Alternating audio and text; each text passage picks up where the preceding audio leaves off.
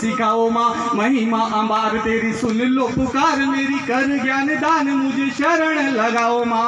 और राष्ट्र का मैं गीत लिखूं, सत्य की ही जीत लिखूं, राष्ट्र का मैं गीत लिखूं, सत्य की ही जीत लिखूं, वीर रस चरणों से धारणा जगाओ माँ। और तुलसी की रीत चलूं, हारे की उम्मीद बनूं, छंद धारा ऐसी कोई मन में बहाओ माँ, छंद धारा ऐसी कोई मन में बहाओ माँ। ये तो मेरी राष्ट्रीय प्रार्थना है राजेश जी भाई साहब, ये तो मेरी राष्ट्रीय सरस्वती वंदना है। अब मेरी अंतरराष्ट्रीय सरस्वती वंदना सुनो आप, कि हे माँ वीणा वादिनी वरदे, हे माँ वीणा वादिनी वरदे, हे माँ वीणा वादिनी वरदे।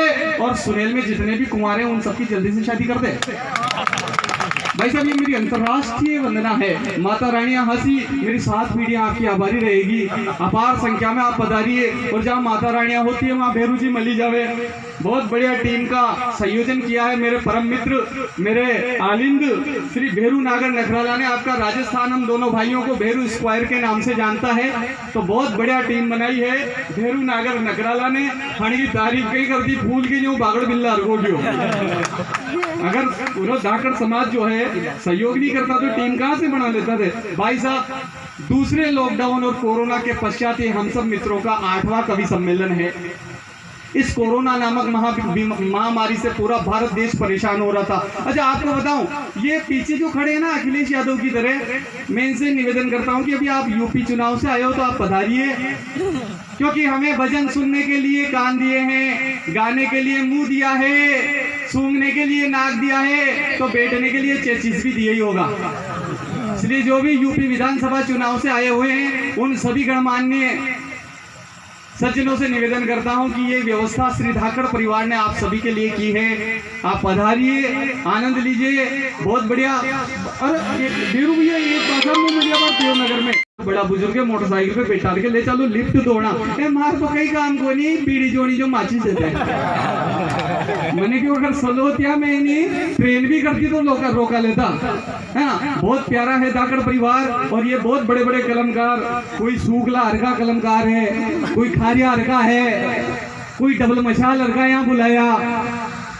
जयलाल जी भाई साहब की डिमांड पे कवित्री भी बुलाई, क्योंकि उनकी विशेष डिमांड थी कि कवित्री भी होनी चाहिए, से आदमी को इंटरेस्ट मालूम पड़े है ना। तो कवित्री भी है, बिल्कुल रस का बरसी करकी है, और इनको देख करके ऐसा लग रहा है जैसे कि हमारी 4-5 गोड गुगरिया में जिनके ही हो।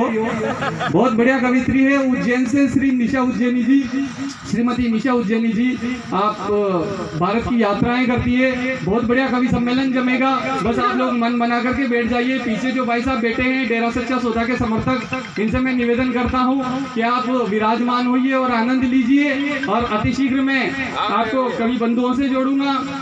तो ऐसी घटनाएं हो जाती है भाई साहब। लॉकडाउन और कोरोना खुलने के बाद ये 8वां कवि सम्मेलन है हमारा सुनेल में, और मैं सुनेल क्षेत्र का इसलिए भी ऋणी हूँ गुरुदेव कि 2018 12 जनवरी को मेरे जीवन के कवि सम्मेलनों की शुरुआत जो है सुनेल से होती है, और उसके बाद जो मैं सुनेल नगरी के माध्यम से कवि सम्मेलनों की यात्रा कर रहा हूँ। भाई साहब बैठे हैं, सभी के साथ हमारी टीम चलती रहती है, तो सुनेल का इसलिए ऋणी हूँ। कोरोना लॉकडाउन के बाद जो है 8वां कवि सम्मेलन, आपको पता है कोरोना में कोई भी दिक्कत नहीं आई, लेकिन एक बहुत बड़ी दिक्कत आई भाई साहब कोरोना में। क्या दिक्कत आई मैं बता देता हूँ। सारे मार्केट बंद हो गए, सारी दुकानें बंद हो गई, सारे सामान मिलने बंद हो गए। लॉकडाउन लग रहा था तो मेरे मोहल्ले वालों ने कहा कि बेरू पूरे भारत देश में लॉकडाउन लग रहा है, कोई दिक्कत नहीं है, कोरोना बिल्कुल खत्म होना चाहिए, लेकिन यार एक बहुत बड़ी समस्या है। मुझे बोलो काका जी कई समस्या है। पटेल जी बोलिए कि यार माँ की जो समस्या है तू नेताजी तक पहुंचा देगो कहीं, मैंने क्यों पहुंचा दूंगा काका जी। अब सुन जो लॉकडाउन में सबसे बड़ी कई समस्या थी, और मोह याद है वह सब समस्या आपके साथ थी।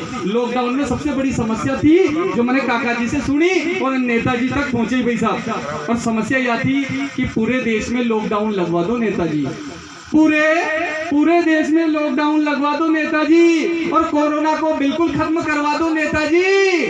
और पत्नी नहीं होगी तो हाथों से रोटी बना लेंगे, लेकिन जर्दा चूना की पुड़िया दिलवा दो नेताजी। भाई साहब जर्दा चूना का घड़ा फोड़ा पुड़िया, बाजार बंद हो गया, दुकाना बंद होगी। क्यों जर्दा चूना का फोड़ा अड़ी काटने पड़िया?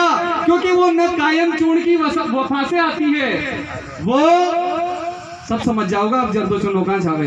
वो न तो कायम चूर्ण की वफा से आती है, न पेट सफा से आती है। वो न कायम चूर्ण की वफा से आती है, न पेट सफा से आती है। और भारत में तो 80% लोगों के दस्त जर्दा चुना दबा के आती है।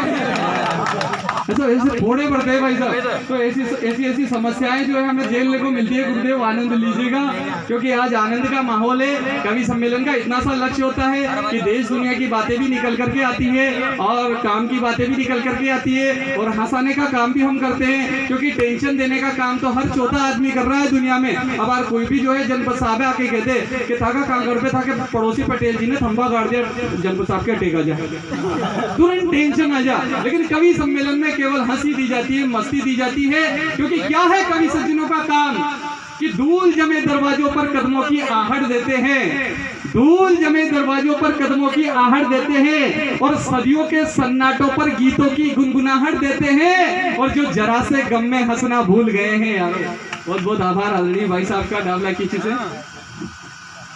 अच्छा, और एक बहुत बढ़िया शख्सियत हमारे सुनेल क्षेत्र की है, बहुत जाना माना नाम है, दूरदर्शन और आकाशवाणियों में भी जिनके गीत गुनगुनाते रहते हैं, आपके समाज बंधु है, जिनका नाम होता है श्री शोभा राम नागर शोभित, है ना। बहुत अच्छे गीतकार है, बहुत भोले भंडारी है, ये इतना भोला भंडारी है भाई साहब कि बार कवि सम्मेलन में अब फेलिए बड़ा मुंडो धोई जरिया, मुंडो धोई जरिया, मुंडो धोई जरिया, अभी बार बार मुंडो धोरिया ना कि मुंडाबू झाग खत्म नहीं हो रहा। मैंने सोची भाभी जी पूछी मैंने को ना कि मुंडाबू झाग क्यों नहीं खत्म हो रहा। अरे क्या ना फेस वॉश की जगह कोलगेट चौपड़ ली। अतरा भोला भंडारी है ना, यह भी मालूम नहीं पड़ी कि फेस वॉश के कोलगेट है, इतने भोले भंडारी है और बहुत अच्छे कलमकार है, गीतकार है, और इनके माथे पर बाल भी बहुत कम है। इनकी खोपड़ी ऐसी लग रही है जैसे अंडमान निकोबार द्वीप समूह हो। और ये माथे पर बाल क्यों उड़ जाते हैं? जब शादी होने के बाद पत्नी हाथ फेर देती है तब बाल उड़ जाते हैं। तो एक चांद तो इनका व्यक्तिगत है और ये भाभी जी के चांद हैं। तो ऐसे कलमकार को मैं चार पंक्तियों के माध्यम से आपके बीच में मां शारदे की वंदना के लिए रखना चाहूंगा कि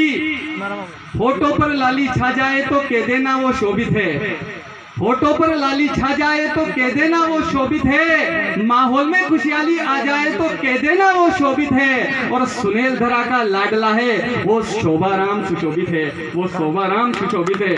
बहुत बहुत स्वागत, वंदन, अभिनंदन मां शारदे की वंदना, और साथ ही आपके प्यारे से गीतों के साथ इस महफिल को आप ऊंचाइयों तक ले जाए। स्वागत है शोभित।